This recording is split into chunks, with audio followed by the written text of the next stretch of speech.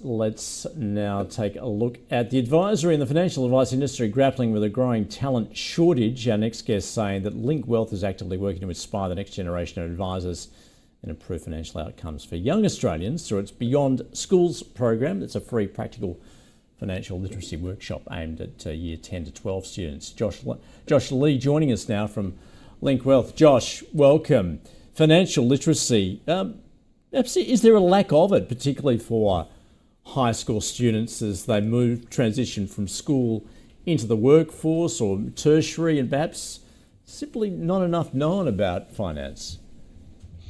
I think there is, David, and thanks for having me on, mate.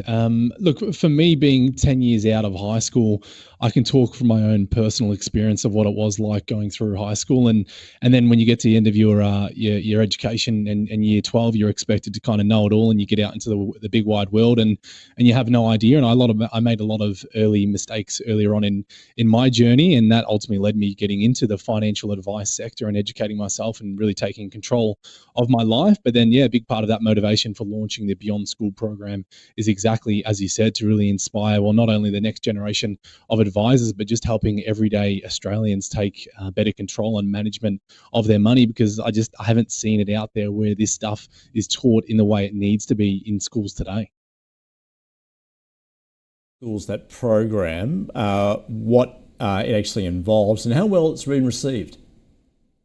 So the program is essentially covering all areas that I would speak to with my clients that I'm giving personal advice to. So that would be around superannuation, debt management, cash flow, how to start investing, how to use debt to your advantage, good debt versus bad debt. But it's also talking from a perspective of just real life experience as well, and really delivering it in a way of where I was in their shoes 10 years ago. I didn't know what I wanted to do, what career path I wanted to set my sights on. So really talking to them from that real experience that I've had in my own life, and really giving them the tools to, when they do leave high school, even for some of them, whilst they're still in high school, they're going to be working, they're going to be earning income. How do they manage their money? How does tax work? How does HEX debts work? Do we take on that debt to improve our studies and an ability to earn more income? There's a lot of different things to navigate. And ultimately, I still work with clients that are in their 40s, 50s, and 60s that truly don't understand all of this stuff. So it's not a new thing, I think. I think this is well and truly embedded into the education system here in Australia, and I think more needs to be done. All right. So what's the plan? Obviously, you feel as though, you've hit about 300 students thus far. Are you trying to roll this out across the nation?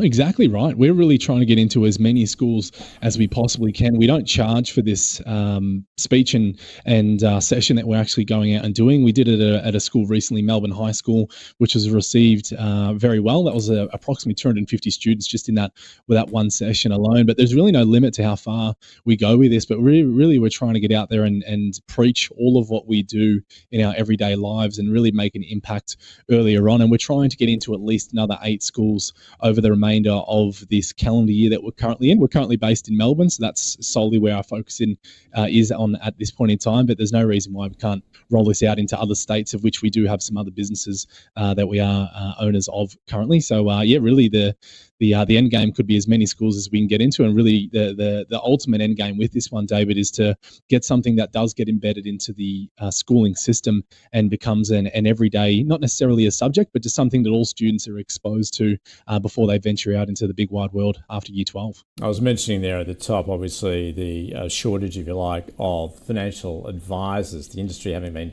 hollowed out in the wake of the Royal Commission. Is it your hope then, perhaps you might inspire some of these students to go into a career in financial advice? Yeah, exactly right. And that's not the main priority of the program, but it's naturally going to be something that comes off the back of that program. I can even talk for the recent session I did at Melbourne High School a couple of months back. I've already had a student reach out who actually wants a job at our practice. Now, that wasn't the motivation for doing it, but naturally, if I can inspire and our business can inspire the next generation of financial advisors, noting of what you said, post-Royal Commission, we've seen a huge exodus of financial advisors. Well, that's going to be amazing, and something that we are going to continue and be more proactive with is actually launch something called a micro scholarship, where we actually help students that want to go through their studies and get into the sector. We're actually going to sponsor a part of that as a part of the Beyond School program. Certainly, during COVID and beyond, we saw the rise of the so-called finfluencer. Do you see that, and perhaps filling that void, as we are talking about, the lack of professional financial advice? Is that a potential risk, do you think, particularly for young investors, those that are moving into the workforce, that are having to deal with their own finances, that they may get the wrong advice? I think that there's a possibility there for sure, and I think the way that everyone consumes and gets their information for sure has changed. And we're, for one, as a business that is very proactive on social media. So across all of our financial advisors in our business, we have circa 200,000 followers across LinkedIn, Instagram, TikTok, Facebook, etc. So we're well and truly across what is happening on the social media front, and for sure that is ultimately a risk. But I think that risk has always been there because you've had Google and other search engines where you can go out and find information and not necessarily understand the information that you are getting. But yeah, for sure, we're grappling with it as financial advisors. The more readily accessible this information is, and then of course you add artificial intelligence into the mix there, the game has definitely changed. And it of course forces us advisors to really step up our game in how we're engaging with our clients. You bring up an interesting point there with the use of AI. Do you see that as a beneficial tool, or perhaps that's also of concern at the moment?